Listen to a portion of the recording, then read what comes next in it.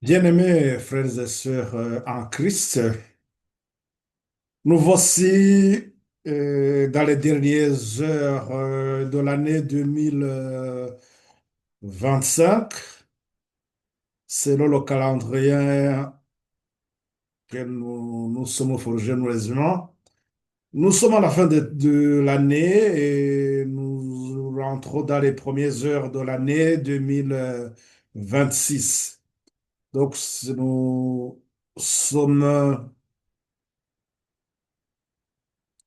heureux, très heureux d'avoir terminé cette année, de rentrer dans un nouveau ère selon notre calendrier.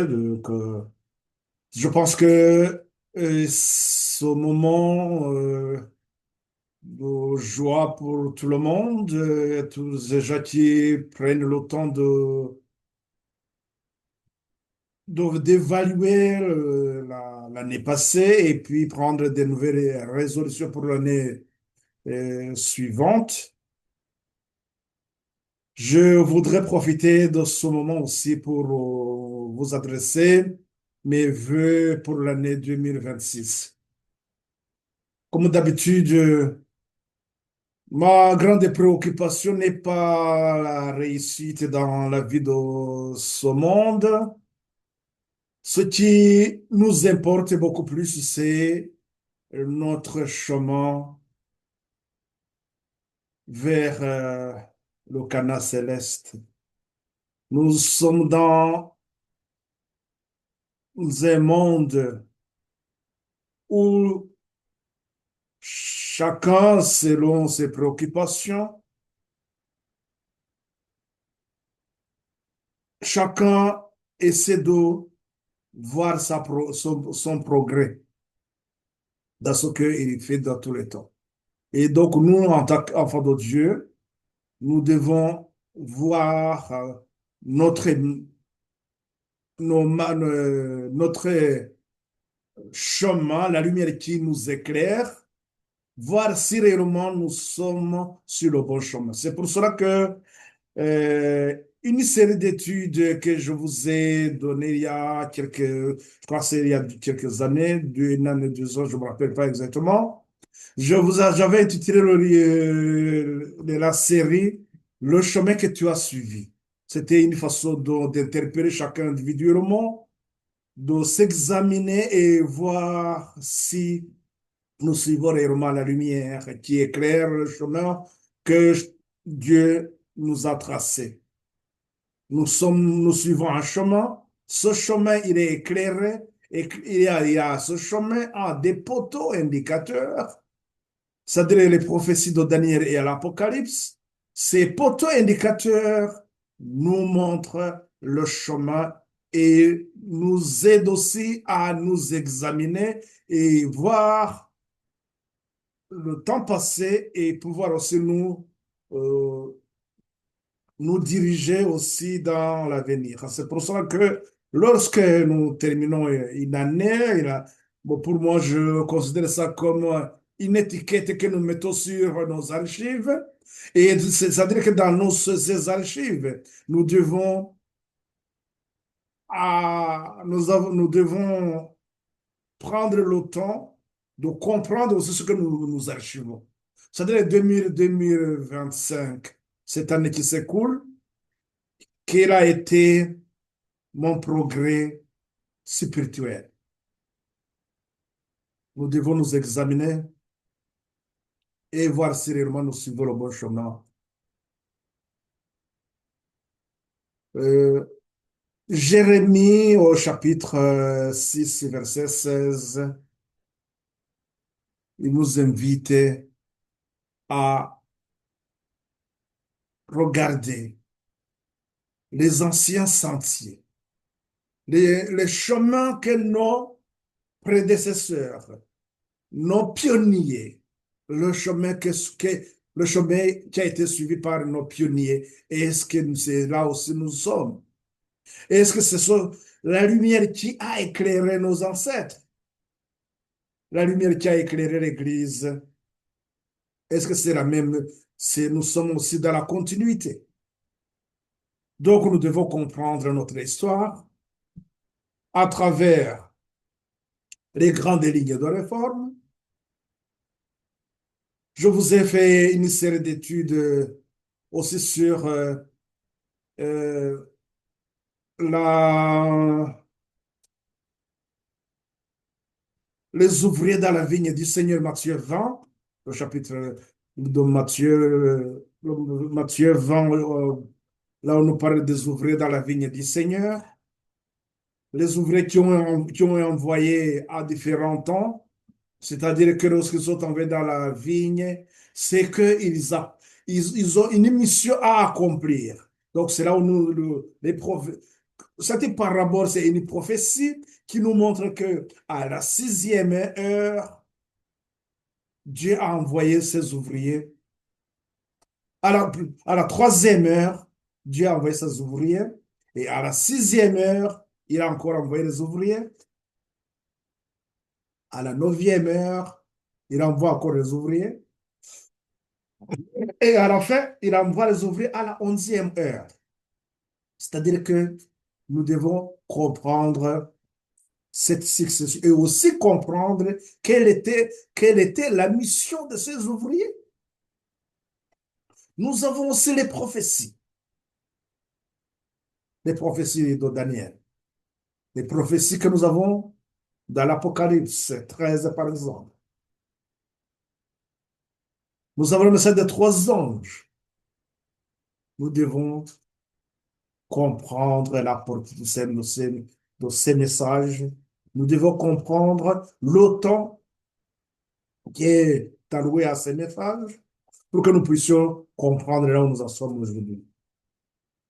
C'est pour cela que Jérémie aussi, au chapitre 31, 21, nous avons un outil qui va nous aider à voir clair, un outil où nous devons tracer une ligne, dresser les signes, les poteaux indicateurs et faisons-nous,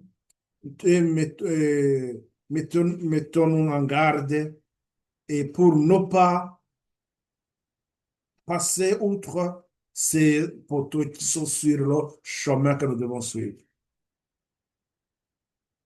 Bien-aimés frères et sœurs, nous entrons donc dans un nouvel an, dans un, c'est l'ère, comment dirais-je, c'est une nouvelle, bon, c'est pas une période, c'est pas une ère prophétique, c'est pas une période prophétique, mais comme je vous le disais, c'est selon notre calendrier. Et nous, mais ce qui nous importe dans tout ça, c'est que nous puissions tout simplement euh,